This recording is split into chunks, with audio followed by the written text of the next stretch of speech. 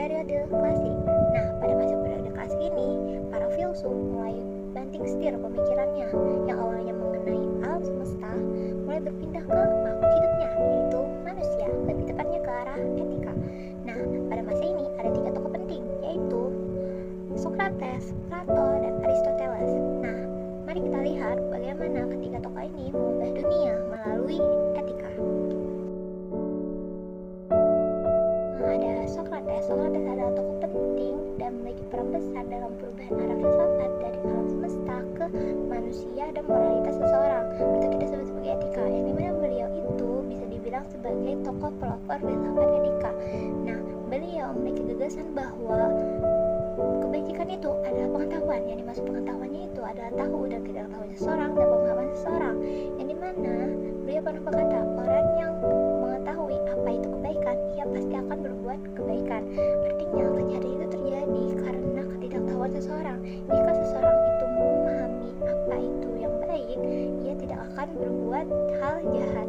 Nah, beliau juga mengembangkan yang namanya dialektika, yaitu cara mencari kebenaran, yang dimana itu melalui yang namanya dialog, tanya jawab, dan pertukaran argumen, yang dimana itu untuk menguji pendapat untuk mencapai puncak dari kebenaran hasil dari pendapat tersebut, untuk mencari kebenarannya.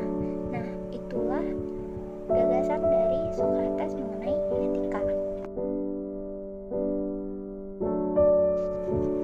Yang kedua ada Plato.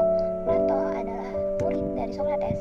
Ia adalah tokoh yang mengembangkan dan mengenalkan pemikiran Socrates melalui tulisan-tulisannya. Ia adalah tokoh yang mendirikan lembaga pendidikan pertama di Athena, yaitu disebut sebagai Akademia. Plato juga menjadi pelopor dari yang namanya prinsip idealisme. Plato berpendapat bahwa kebaikan tertinggi itu berasal dari idea tentang kebaikan atau the form of the good, yang menjadi dasar semua nilai moral. Dunia material itu hanyalah bayangan dari dunia ide yang sempurna. Ide kebaikan adalah yang tertinggi. Maksud di sini adalah di dalam metaforanya Plato yang disebut sebagai alegori gua atau allegory of the cave, mengenai sekelompok orang yang sejak lahir terbelenggu di dalam gua dan hanya melihat bayang benda di dinding, dan mereka menganggapnya sebagai kenyataan. Ketika salah satu dari mereka keluar dari gua dan melihat dunia luar, ia menyadari bahwa yang dilihat di dalam gua hanyalah bayangan, bukan realitas yang sebenarnya. Plato ingin menunjukkan bahwa kebanyakan manusia itu hanya melihat bayangan dari kebenaran, sementara filsuf berusaha memahami realitas yang sebenarnya melalui akal dan pengetahuan. Terakhir ada Aristoteles. Aristoteles ini adalah murid dari Plato. Karena murid dari Plato, ia mengkritik beberapa gagasan gurunya itu, terutama tentang teori dunia ide. Aristoteles lebih menekankan pada pengamatan terhadap dunia nyata dan pengalaman, yaitu dia mengembangkan etika kebaikan.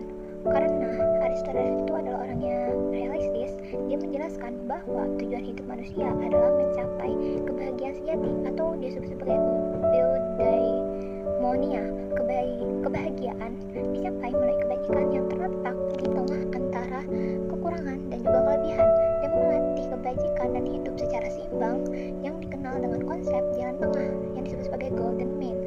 Itulah yang dimaksud Aristoteles mengenai pengamatan dan pengalaman. Nah, kenapa etika itu menjadi pusat perhatian pada masa periode klasik? Itu terjadi karena salah satunya adalah pada masa itu terjadi krisis sosial, yang dimana terjadinya perubahan politik besar. Kondisi sosial dan politik Yunani pada masa itu terdiri dari kota-kota yang mandiri dan memiliki sistem politik yang berbeda-beda seperti demokrasi, sehingga masyarakatnya itu memiliki minat mengenai pertanyaan-pertanyaan filosofis tentang hak, keadilan, dan kebenaran. Kedua, muncul kaum sofis yang menganggap bahwa kebenaran itu relatif, sehingga Socrates dan yang lainnya ingin membuktikan bahwa nilai moral itu objektif dan bisa dipelajari. Terakhir, yaitu pencarian makna hidup. Mereka sadar bahwa